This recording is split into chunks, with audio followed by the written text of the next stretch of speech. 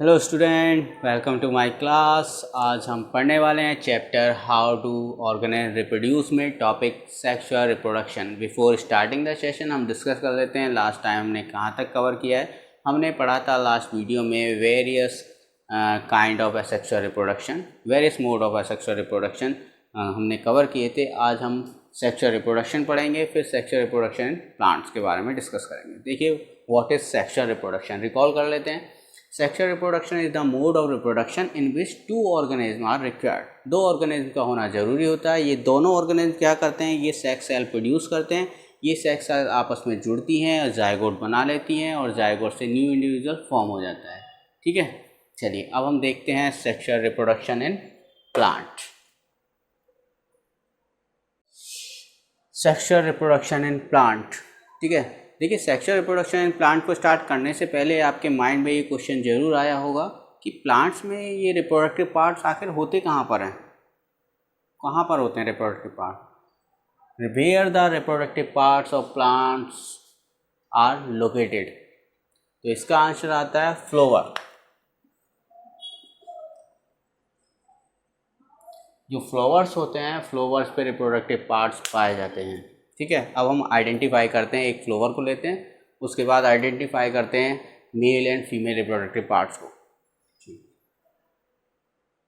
Late us see the flower and identify the parts, reproductive parts. ठीक है, देखिए यहाँ अगर मैं फ्लावर की बात करूँ तो जो कलरफुल पार्ट होता है उसको हम पीटल्स कहते हैं, और नीचे की तरफ जो छोटे छोटे सी लीव्स लाइक स्ट्रक्चर होता है उसे हम बोलते हैं सेपल। नीचे रिसेप्टेकल है।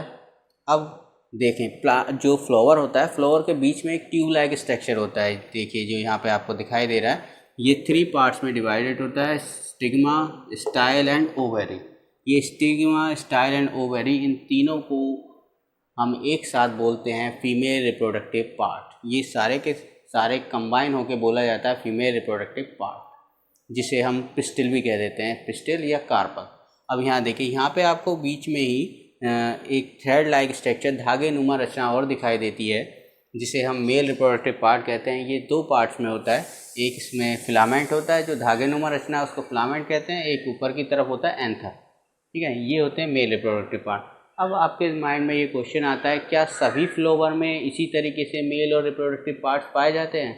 तो ये तो एक एग्जांपल है बाइसेक्सुअल प्लांट का, यानी कि वो प्लांट्स, वो फ्लावर जिसके अंदर मेल एंड फीमेल पार्ट एक ही फ्लावर में पाए जाते हैं, तो ये होता है बाइसेक्सुअल। लेकिन दूसरे होते हैं जैसे कि वाटरमेलन है। वाटरमेलन में क्या होता है, जो मेल और फीमेल फ्लावर जो होते हैं वो अलग अलग होते हैं, उन्हें बोलते हैं यूनिसेक्सुअल प्लांट। ठीक है, यूनिसेक्सुअल होते हैं। यूनिसेक्सुअल में बोथ सेक्सेस आर सेपरेट, दोनों सेक्सेस अलग अलग होंगे, यानी मेल अलग होगा, फीमेल अलग होगा, मेल और फीमेल फ्लावर अलग अलग होंगे। लेकिन बाइसेक्सुअल फ्लावर या बाइसेक्सुअल प्लांट की बात करूं तो मेल और फीमेल पार्ट जो होंगे वो एक ही फ्लावर पर होंगे। ठीक है, आई होप आपको समझ में आया होगा। ये जो हम एग्जाम्पल ले रहे हैं, ये एक हिबिस्कस का एग्जाम्पल लेकर आपको समझाने की कोशिश कर रहे हैं। अब हम एक एक करके मेल और फीमेल रिप्रोडक्टिव पार्ट को देखेंगे। ठीक है, देखिए अभी हमने फ्लावर देखा था और उसके अंदर मेल और फीमेल रिप्रोडक्टिव पार्ट को आइडेंटिफाई किया था। अब हम उसको देखें, डिटेल में देखते हैं कि मेल पार्ट पे क्या होगा। 2 पार्ट में मैंने बताया था कि मेल रिप्रोडक्टिव पार्ट जो है वो 2 भागों में बटा हुआ है। एक होता है एंथर, जो कि एक लोब लाइक स्ट्रक्चर होता है, दूसरा है फिलामेंट, एक धागे नुमा रचना। Thread like structure filament, lobe like structure anther.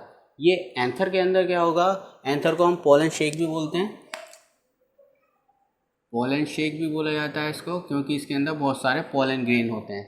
ये pollen grain male reproductive unit होती है, उसको मैं अभी आपको बताऊंगा। पहले हम फीमेल रिप्रोडक्टिव पार्ट को देख लेते हैं। देखिए फीमेल रिप्रोडक्टिव पार्ट या पिस्टिल कहें हम, कार्पल भी कहते हैं इसको। देखिए यहाँ पे ये जो सबसे ऊपर का भाग है at the top, stigma, stigma पर चिपचिपा लसलसा पदार्थ पाया जाता है, जो क्या काम करता है, पोलन ग्रेन को स्टिक करने का काम करता है। यानी पोलन ग्रेन आएंगे और इस पर आके चिपक जाएंगे। ठीक है, इसमें फिर ट्यूब नुमा स्ट्रक्चर होता है जिसे हम स्टाइल कहते हैं। नीचे का फूला हुआ भाग ओवरी कहलाया जाता है। ओवरी के अंदर ओव्यूल होते हैं और ओव्यूल के अंदर एग सेल होती है। ठीक है, अब हम बात करते हैं पोलन ग्रेन की। यहाँ आती है, जब मैच्योर हो जाने पर क्या होगा कि एंथर या पोलन शेक जो होगा हमारा फट जाएगा, रप्चरिंग हो जाएगी। रप्चरिंग होने के बाद पोलन ग्रेन इधर उधर यहाँ वहाँ बिखर जाएंगे। ठीक है, पोलन ग्रेन के बारे में कहूँ तो पोलन ग्रेन का जो स्ट्रक्चर होता है वो इस तरीके से होता है। इसकी जो आउटर कवरिंग होती है वो काफ़ी हार्ड होती है, और हार्ड होने की वजह से ही ये केमिकल हीट के लिए रेजिस्टेंस होते हैं, और अनफेवरेबल कंडीशन में भी एज इट इज बने रहते हैं। लेकिन एक स्थान ऐसा होता है, एक प्लेस ऐसा इसमें रहता है जहाँ पर ये थिन होती है, काफ़ी कमज़ोर होती है, उसको बोलते हैं जर्म पोर। मान लीजिए अगर मैं इसको इससे मिला दूँ तो लगभग ये हमारा बन जाता है जर्म पोर, जहाँ से पोलन ट्यूब निकलेगी बाहर, उसको भी हम अभी बताएंगे। यहाँ बात कर लेते हैं, इसके अंदर एक होता है पोलन न्यूक्लियाई,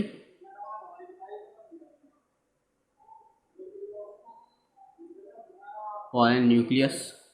पोलन न्यूक्लियस दो होते हैं इसके अंदर, वेजिटेटिव या हम कहते हैं जर्म सेल, वेजिटेटिव न्यूक्लियस या जर्म सेल। ठीक है, ये हमारे होते हैं पोलन ग्रेन, पोलन ग्रेन। अब देखिए जी, ये पोलन ग्रेन क्या काम करता है, ये स्टिग्मा तक पहुंचेगा। तो स्टिग्मा तक पहुंचना, पोलन ग्रेन का स्टिग्मा तक पहुंचना, एंथर से पोलन ग्रेन का स्टिग्मा तक पहुंचना कहलाया जाता है pollination. Pollination, the transfer of pollen grain into stigma. ठीक है, the transfer of pollen grain into the stigma is called pollination. Pollination कहलाया जाता है। ठीक है, अब ये जो पॉलिनेशन हो सकता है कि बाय एयर हो जाए, हवा में जब पोलन ग्रेन फट के हवा में गिरे, जब शेक फटा, पोलन शेक फटा और पोलन ग्रेन हवा में आए, तो हवा में आने पर हो सकता है हवा के माध्यम से ये स्टिग्मा तक पहुंच जाए। हो सकता है इंसेक्ट इसको स्टिग्मा तक ले जाएं। तो इंसेक्ट, विंड, हवा और वाटर एंड एनिमल, ये सारे मीडियम होते हैं पॉलिनेशन के, इन्हें पॉलिनेटिंग एजेंट भी बोलते हैं। ठीक है, ये चीज़ समझ में आ गई। आप एक बार इसको देख लीजिए, स्क्रीनशॉट लेना चाहें स्क्रीनशॉट ले लीजिए। इसके बाद में हम आगे डिस्कस करते हैं कि पॉलिनेशन दो तरह से हो सकता है। ठीक है, अभी हमने पॉलिनेशन के बारे में पढ़ा था। क्या था pollination? The transfer of pollen grain from anther to stigma.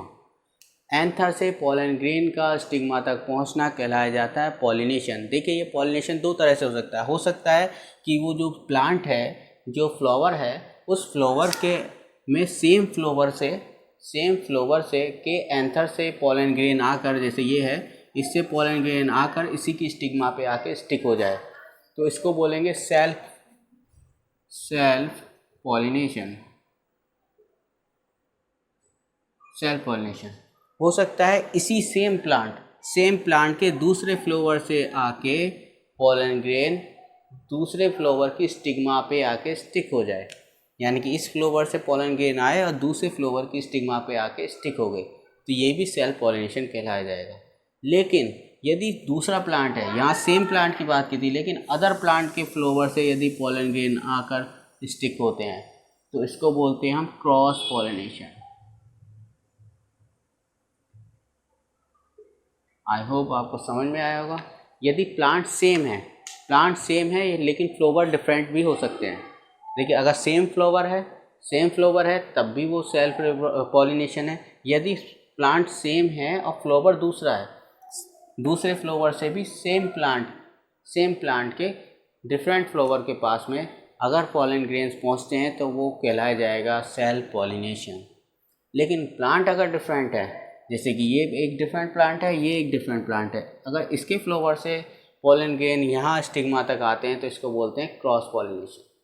ठीक, आई होप आपको समझ में आया होगा। सेल्फ पॉलिनेशन सेम प्लांट पर होगा, और क्रॉस पॉलिनेशन में प्लांट डिफरेंट होंगे। डिफरेंट प्लांट्स के पोलन ग्रेन पहुँचेगा और यहाँ पे सेम प्लांट पर ही पोलन ग्रेन पहुँचेगा।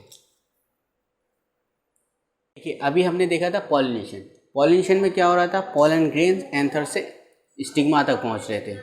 अब उसके बाद का जो नेक्स्ट प्रोसेस होता है वो होता है फर्टिलाइजेशन में क्या होता है? The fertilization is the process of fusion of male and female gamete to form zygote. Male और फीमेल गैमीट का आपस में जुड़कर जाइगोट का बनाना, इसको बोलते हैं फर्टिलाइजेशन। देखिए, जब पोलन ग्रेन स्टिग्मा तक पहुंच जाता है, तो क्या होगा कि पोलन ग्रेन से पोलन ट्यूब जर्मिनेट होती है। जो मैंने बताया था आपको, एक जर्म पोर बताया था, उस पोर से पोलन ट्यूब जर्मिनेट होगी, और पोलन ट्यूब स्टिग्मा की हेल्प से ओवेरी तक पहुंच जाती है। ठीक है, ओवेरी तक पहुंच जाएगी और ग्रो करती हुई पहुंचेगी ओव्यूल तक। अब देखिए, मैंने बताया था कि पोलन ग्रेन के अंदर दो आपकी क्या होंगी, जर्म सेल्स होंगी और एक क्या होगा, पोलन न्यूक्लियस होगा या जिसे मेल न्यूक्लियस कहते हैं।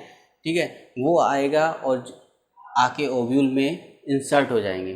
तो अब ओव्यूल में देखें तो ओव्यूल के अंदर क्या है, 3 एंटीपोडल सेल हैं, 2 पोलर न्यूक्लियाई हैं, 1 एग सेल है और 2 सिनर्गिड्स हैं। तो वो जो क्या काम करेगा, जो मेल न्यूक्लियस होगा वो एग सेल के साथ में फ्यूज़ हो जाएगा और बना लेगा जाइगोट। ठीक है, जाइगोट बनने के बाद में क्या होगा कि ये जो हमारे पीटल्स और सेपल्स हैं ये श्रिल हो जाएंगे, यानी सूखने के बाद में हट जाएंगे और गिर जाएंगे, झड़ जाएंगे। उसके बाद में जो बचता है हमारा ओव्यूल, तो ओव्यूल तो कन्वर्ट हो जाएगा हमारा किस में, सीड में। ओव्यूल बना लेगा सीड और साथ में ओवेरी जो है ये ओवेरी बना लेंगे फ्रूट। ओवेरी हमारी बना लेते हैं फ्रूट को। इस तरीके से sexual mode of reproduction in plant हमारा फिनिश हो जाता है और आई होप आपको समझ में आ गया होगा। इसके बाद भी अगर आपके कोई डाउट रह जाते हैं तो आप कमेंट कीजिएगा, मैं जल्द से जल्द आपके डाउट्स को क्लियर करूँगा। ठीक है, मिलते हैं नेक्स्ट वीडियो में, तब तक के लिए tata bye bye, keep watching the video, thank you so much.